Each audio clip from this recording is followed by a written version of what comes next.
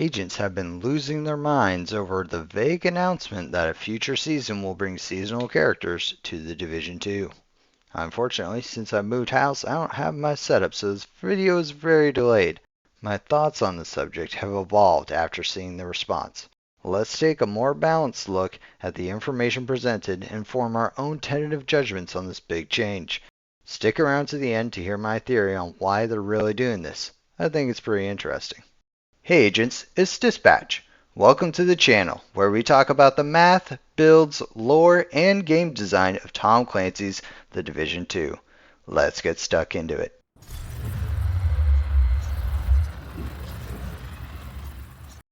It's been pretty annoying to get notifications, sometimes 3 a day, complaining about the new system that we know very little about.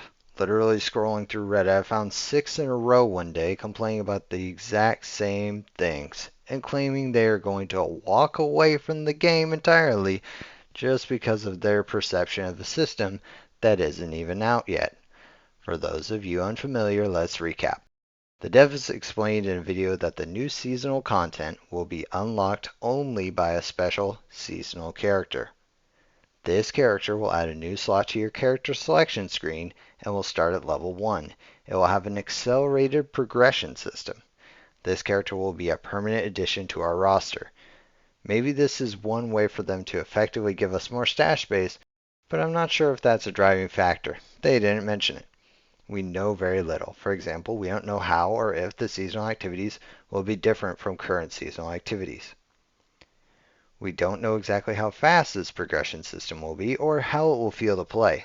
Some people, like Tuxedo Bandito, think that the reason behind this change is technical.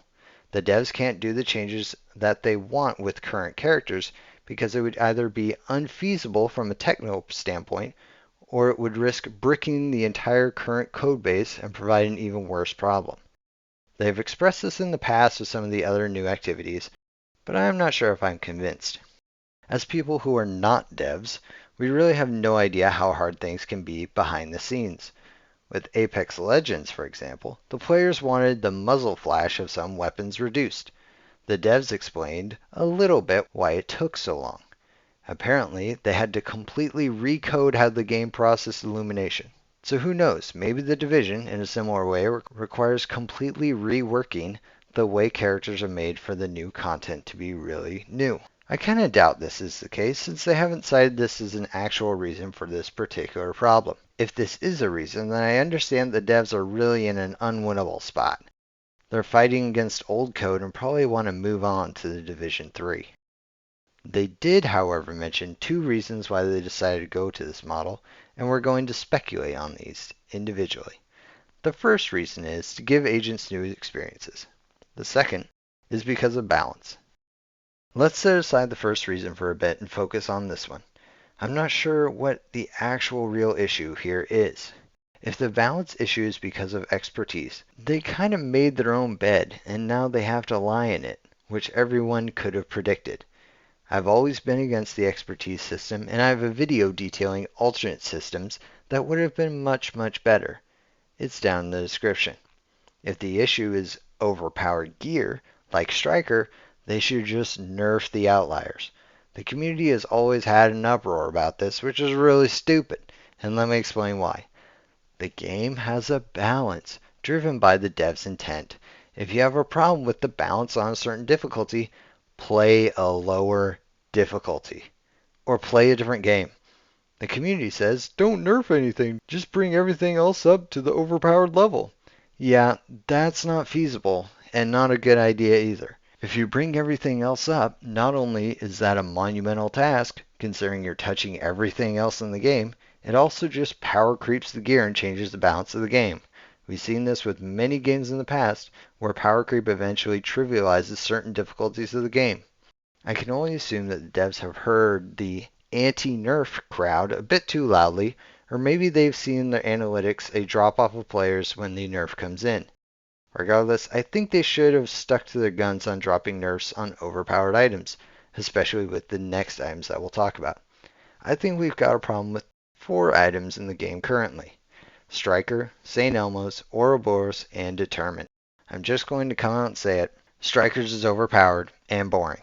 It doesn't have any engaging mechanic to work around. Literally, all you do is shoot enemies like you normally would, and you magically do more damage. There's no downside, there's no interesting synergy that you need to take advantage of to get more. Sure, you can stack with a shotgun. Great. Doesn't rely on marking targets, switching targets, and managing that mark like negotiators. It doesn't require status effect like ongoing directive. And also, it reinforces the long-standing meta of fast-firing ARs, the FAMAS, and now the F2000 and the St. Elmos. Because there are no trade-offs, it encourages a very specific weapon to pair with the build, and then you see the vast majority of players just running the same exact build. Speaking of the St. Elmos, I think the problem with this and the Ouroboros is the same.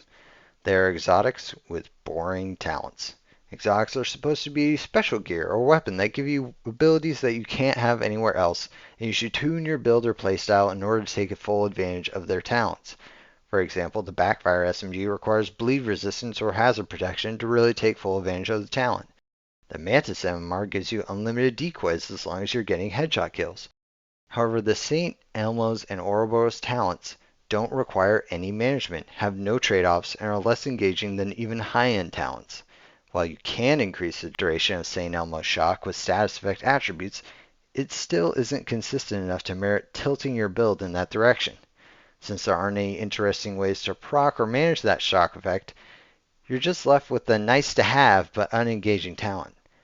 To compensate for their disappointing talents, they've dialed up the power base of these two items. Oreo is the highest DPS weapon in the game even without a damage talent.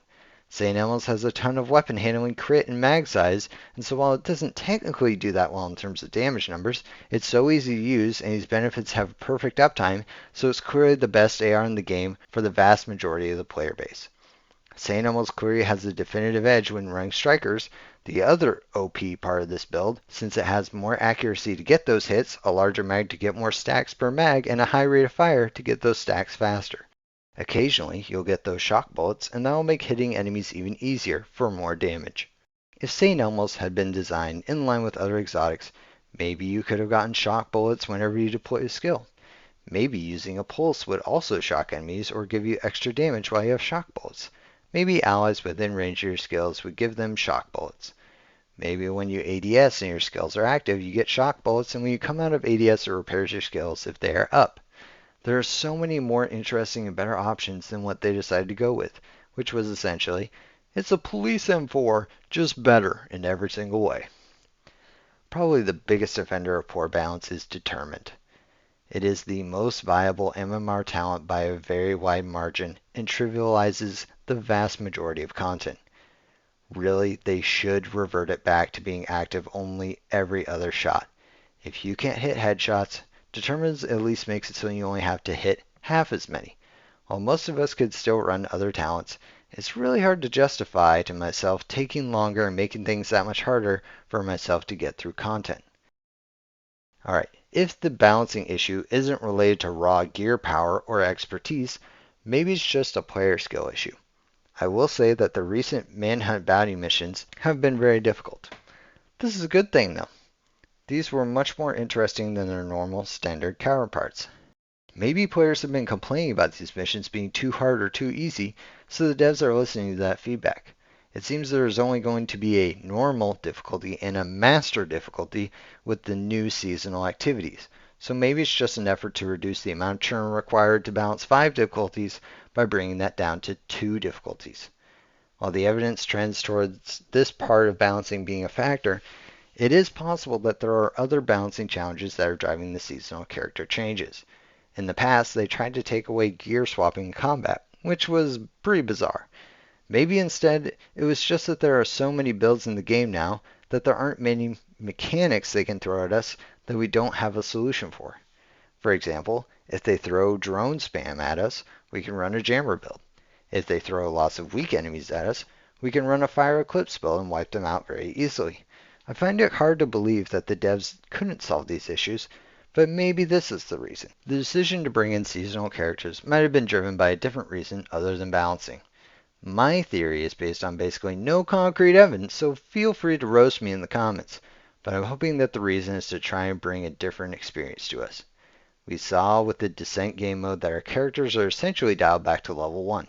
Lots of people expressed that they enjoyed re-engaging with the game in this way, especially going back to basics with the weak starter agent. However, people hated the way the game mode played out, what with it being a roguelike. Apparently, a feature to save your progress in this mode is never going to come because of technical constraints, so this mode is basically dead for most players. Given that players have largely abandoned the mode, the devs are looking for a better way to deliver that kind of experience. One thing that MarcoStyle brought up in his recent Division 2 video, where he came back to the game after 5 years away, is that the leveling system is pretty pointless. Check out his video in the description. I've been thinking about making a response. I really loved it, but there are some things that we would disagree on. Regardless, it was super interesting. Check it out. He said that the leveling system is pointless because it slowly introduces game mechanics, but then those mechanics change at the endgame. The leveling system doesn't allow us to really build builds, which are the bread and butter of the endgame. It teaches us to scrap items immediately as soon as we get something higher level, but at the endgame there is no higher level, so you want to be very conservative about what you scrap. As you level, you're largely encouraged to stick to cover, when in the endgame, in the most difficult content, sticking to cover is a death sentence. This seasonal character could be the devs giving it another go at trying to make an engaging progression system, since almost no one reruns the campaign for fun, only for materials. MarcoStyle also pointed out something about missions. They are a large portion of the game's content, especially with the campaign, but there's almost no reason to run them anymore. With targeted loot and countdown, there's no reason. I mean, we all knew they were boring. I even pointed this out in one of my videos about how the Division 2 needs to change. Check that out in the description. But MarcoStyle points out, in relation to the campaign, why would you rerun the campaign with missions that are boring even at the end game when you can use your most interesting builds? I think this point provides an intersection of what might be driving the current hostility to the seasonal character idea. People imagine the current manhunt systems and imagine running them with a level 1 character, and that sounds terrible. However, with a little imagination, I think we can send a message to the devs of what could make this work. In order for this to work, I think the devs really need to be creative with activities and level progression. There is a world where the whole tone of the game could be about trying to take an underleveled character through the open world. Maybe one season with the final mission, you go up against a hunter and your character is essentially killed. As far as the activities, I think the seasonal character really opens up a lot of story options. With a new character, we are freed from the current story and time period. Maybe we could get a character set closer to the beginning of the outbreak, and they repurpose a couple of areas for us to do activities in. What if one of the missions is to defend the medical city by the Washington Monument? What if one of the missions is to secure part of the CDC that is being attacked by scavengers? What if we have a mission to capture Colonel Ridgway for the first time, like the Echo shows? There are lots of possibilities. Honestly, the seasonal character sounds like they're essentially trying to solve the progression issues and stash space issues after Descent and Expertise were flops. And while we're being honest, it seems like a bad idea. It has some potentials, but I don't see any reason why we couldn't get this through other means on our current character. Here's an idea. If we wanted to be able to go back in time in terms of story, there should be a virtual reality system driven by Isaac, like Descent, that lets us experience an event from an old agent's point of view. We already know that these kinds of things were possible from Echoes, and we know that our watches are essentially recording everything we're doing. Why not let us step into a simulation of past events, stepping into the boots of agents and playing through scenarios from the beginning of the outbreak? From a technical standpoint, this would provide a convenient, lore-appropriate, compartmentalized way to add new story and depth to the franchise. It would still require a lot of work making the new environments, but it's more elegant than making those actual environments in the open world somehow. At the same time, if seasonal characters continue the current story, this argument works against the idea. Why would our agent, after being the driving force behind the whole story so far, just stop being a part of it for another agent to come in and take our place? It doesn't make any lore sense, and would be really hard for players to get invested in this new character. It would actually be detrimental to the lore and the story. But if the reason behind seasonal characters is just for progression, This is also a bad direction. I don't know why the devs are obsessed with progression.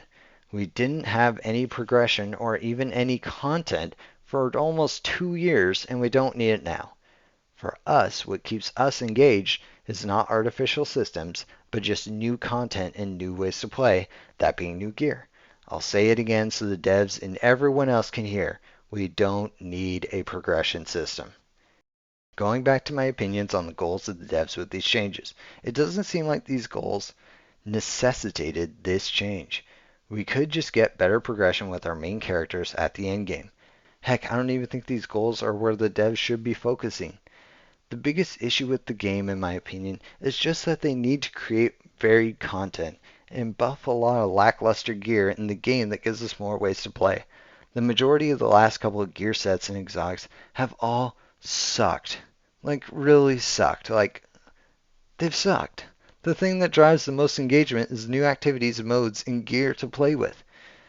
New information just came out which also detail a lot of specifics about how the seasonal character is going to be rolled out. God damn, guys, this looks like a mess. I don't know why the devs signed up for this complex coding and communicating nightmare. We are getting a new character slot, but since we get new characters each season, we're going to have to delete a character once our 5 character slot roster is maxed out. Not only that, but the seasonal characters won't share materials, but they will share SHD watch levels, except they'll have extra SHD watch bonuses because they won't share expertise, but they will progress proficiency. What is going on? There will be a temporary stash.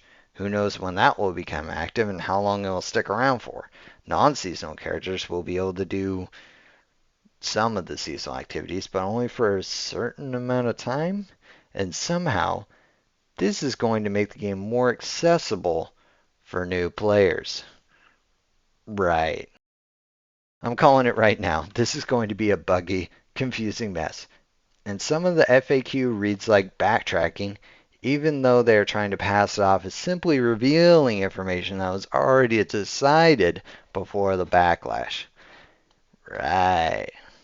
So to wrap up this long, winding video, the end result is basically this. Reddit and the community needs to calm the hell down. We don't know enough specifics to say, really, if seasonal characters will be okay or really bad. Even if we knew all the specifics, as with almost all changes with the game, we'll have to see how it actually plays to give a good judgment. It does have some potential. Overall, it sounds bad, and it doesn't address our real issues with the game in its current state.